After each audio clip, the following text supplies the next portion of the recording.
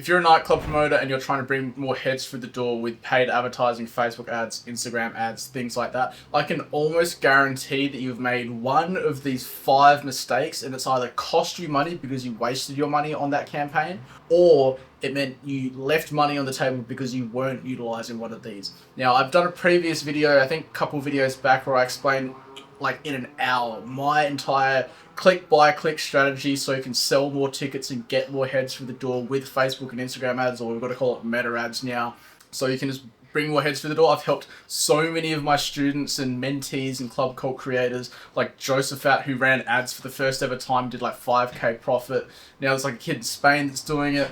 There's like so many kids that I've helped from the club cult creators that, and there's a link in the bio, you can go see some of the screenshots in the about page, that have sold more heads to the door and actually ran ads majorly profitably, because it's one of the skills. I'm going to do a whole nother video on it, where most of the club promoters that come to me for help have built a really good nightclub event purely organically, just on word of mouth, just grassroots promotion strategies. And there's always been a relationship between their time and energy and how many ticket sales that they do. And the huge revelation for me when I was a much younger nightclub promoter was when I learned Facebook and Instagram ads, I'd completely, like, I just abandoned all the other fucking strategies, because I had a system where I knew I put $1 in and I got like $10 out on the other side. And if I just like, it just became a math formula. Like if I wanted to do $10,000 in ticket sales and I knew I just had to spend $1,000 on ads, it just became a math formula. Whereas, you know, everyone else was trying, like, got to do this, I've got to do this, I've got to manage this promoter team. So if you're ever considering running ads, or you've ever run ads before, please pay attention, because I can almost fucking guarantee you've made one of these 5 mistakes or missed one of these 5 opportunities, and it's cost you money as a result of it. Going onto my trusty iPad. The first mistake, number 1. Now, a bunch of you are probably wondering, Brandon, what's the MetaPixel? When I first learnt about the Pixel, I, like you probably are thinking now, thought it was like a pixel on a screen. Like it's something that you can see. It's actually not. But the Pixel does a couple of things. Now, you can't actually see it. It's a little piece of code or maybe a string of numbers that you install on your ticket page, and it does a few things. So you've probably gone online shopping and maybe added something to your cart, and then that t-shirt or that pair of shoes just fucking followed you to the ends of the earth until you bought it. It's because a clever internet marketer like me said, hey, I put my pixel on the website, I know who's been to this page, I know what they've done, and so I've put those people into a campaign and said, hey, Mark Lizard person, go find all the people that have been to this website or this landing page, or in your instance this ticket page, and just keep showing them this ad. And so you can get really niche down with your targeting. Now the MetaPixel does a couple of things. I'm going to talk about some of them now. The way to think about the MetaPixel first, before I actually explain all the things it does, is if this is your ad account or your like campaign, and this is the ticket page, without the pixel, all the campaign or the ad account knows is, hey, I sent someone here. They came from this ad, they came from this audience, they clicked this, but as soon as they get here, they're just like blindsided, right? Now the MetaPixel, you want to consider it like a little piece of code, or a messenger owl is the analogy that I use. And it's a little messenger owl that communicates back to your ad account, back to your campaign, back to your ad sets, and says, hey, I saw Brandon went here and he added something to his cart. And then it tells the ad account, and then the ad account goes, oh, okay, cool. Or it goes, hey, I saw Sarah went here and she purchased something.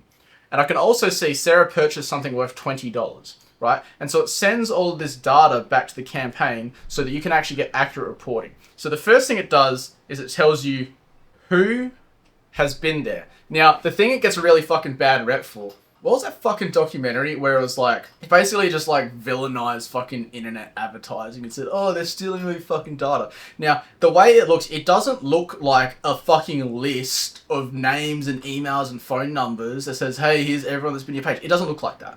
It basically goes, hey, all these people have been there, and then an internet marketer like me can make a custom audience that says, hey, I want a custom audience of anyone that's visited this ticket page in the last, and you can go up to 180 days. Secondly, it works out what they've done. So those are called events, and the standard events. So for example, add to cart, initiate checkout, purchase are the main ones that you're going to be looking for as an event promoter. The third thing it does is it learns. So let's say, for example, you're running a campaign optimized for purchase conversions. Without tracking set up, it just doesn't fucking know if anyone purchased anything or not, because it's blind. That little messenger owl, it's not there. It can't talk back to the ad account. And so the pixel also machine learns based off of recency. Basically, what you do is at the campaign level, you say, hey, I want you to optimize this campaign for people purchasing. And then it goes, got that, I'll try my best. And then it goes one purchase. It goes, oh, okay, how did I get that person to buy? And then it'll try it again and go, I got another person, another person, another person, another person. And then it goes through what is called this learning period. Sometimes you'll hear internet marketers refer to it as pixel seasoning, which is just training the pixel. Hey, this is what people that purchase from me look like. And the more data it gets, the better it gets at its job. So without the pixel, it's essentially just fucking blind, dumb, deaf, and retarded. And it can't go, I know someone clicked the ad, Matt Damon. And then it doesn't fucking know if they purchased or not. Whereas if you had the pixel set up, it will go and go, okay, cool. I've seen 50 purchases now. I'm really good at my job. I've got like 50 people to look at. I'll go find more people that look like those 50 people. And then that's when your ad campaigns fucking print money. Because you just have this messenger owl that just does all this work for you. You just point it in a direction, go. And then that's when you can see results like spending like $1 and getting like $10 back. One of the questions I get asked from like kids that I mentor, should I say kids? They're fucking kids. I'm 29. They're like 21. I'm old. Listen to Cream. Smoking cigars. One of the questions I get is, when should I install the pixel?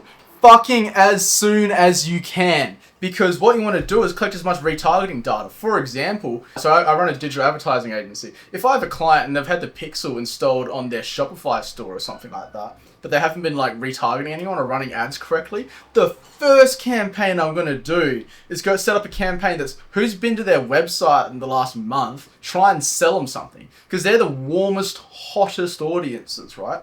Now, the other reason the pixel is really, really critical, you'll learn, I'll fucking link it in the description or I'll have a little pop up. I do a whole 1 hour tutorial on like the 3 phases you need to go through to just like print ticket sales on the internet. And the pixel does a lot of heavy lifting. So please install the pixel because the thing the pixel does is it collects data. So when you run future events, now your advertising gets cheaper, because like even cheaper, and the next event gets even cheaper because you have all this pixel data from previous events. Second mistake. Fuck me, so many of you do this. Running fucking brand awareness or fucking reach campaigns. Now, when you build your campaign, Meta's going to let you set a bunch of different what are referred to as campaign objectives. Now, the most common one that you're going to do is traffic conversions. So traffic is like just getting clicks. Conversions is getting purchases, typically. And probably engagement. You'll do engagement campaigns as well, which is like just getting people to like and comment and stuff because you can retarget it. So there's also these objectives called brand awareness and reach. Fucking do not goddamn ever run one of these fucking campaigns. I swear to God. Now, what the campaign objective does is it essentially tells the algorithm what you want to do. So if you want to get purchases, it's going to find people that are going to purchase. If you want traffic, it's going to get people that like just want to click stuff right now. If you want engagement, it's going to go for people that are going to like and comment on things. If you go for brand awareness or reach, all it is doing is you'll get tens of thousands of fucking views, but that absolutely does not mean that they are going to purchase. In fact, it means the fucking opposite. I'll give you a perfect example to prove my point. Fuck it, I hope he watches this. I have a client at my digital advertising agency, and there are good clients and there are bad clients. The good clients just let me do whatever the fuck I want because they understand they're paying me a lot of money to do my job, and I've been doing this a fucking long time. I've spent millions and millions of fucking dollars on ads, or I spent personally or managed them, and I just know what I'm fucking doing. The dumb clients try to give their fucking free thoughts and opinions on what works. It's like, if they've never spent a fucking dollar on an ad in their fucking life and they want to do their dumb fucking idea. So this client just like spoken at an event or something like that. He thought it was a big deal, and he said, hey, we want to run a brand awareness camp. We want to maximize awareness for me speaking in this because it shows authority. And I had to clarify 3 fucking times just so I had a paper trail. And I said, to be clear, I can get you a lot of eyeballs on this, but it absolutely does not mean you're going to get any customers. In fact, quite the opposite. I was like, do you want me to use this for a lead campaign, i.e. like a campaign that's actually optimized for you getting leads that will turn into sales? Now, you will get less reach, but the people will actually buy. And he goes, no, we want to maximize brand awareness. I go, okay, just clarifying it. I repeated myself like 2 or 3 times.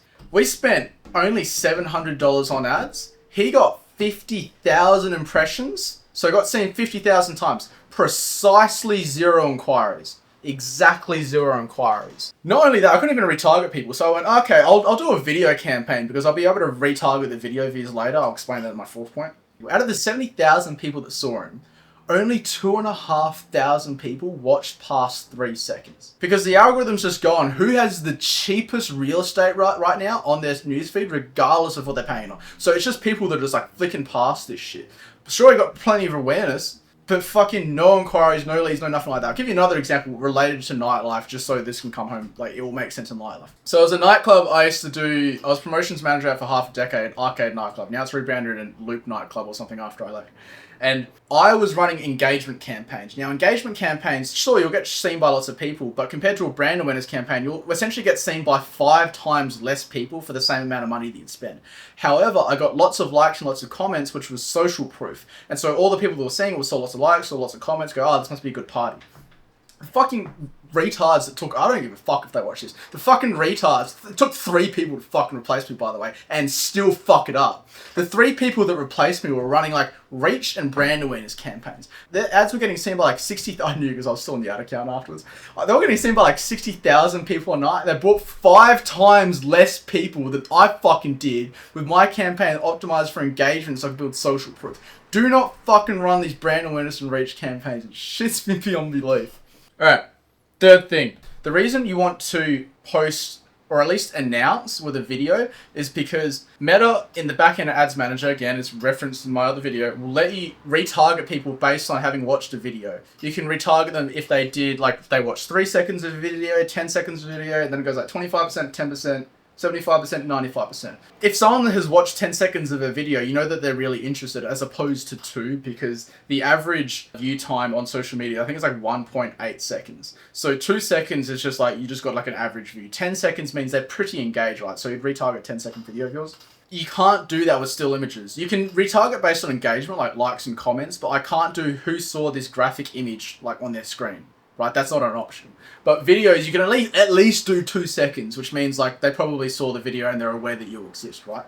And so by only running still image like assets, especially on like key posts, like the announcement post, because you want to retarget all these people with ticket sales later, it just means you just like leave all these retargeting opportunities on the floor. Secondly, it's also just a far more green brain way. If you're wondering what green brain, red brain is, go watch the fucking video. Green brain way of selling the experience of being at an event.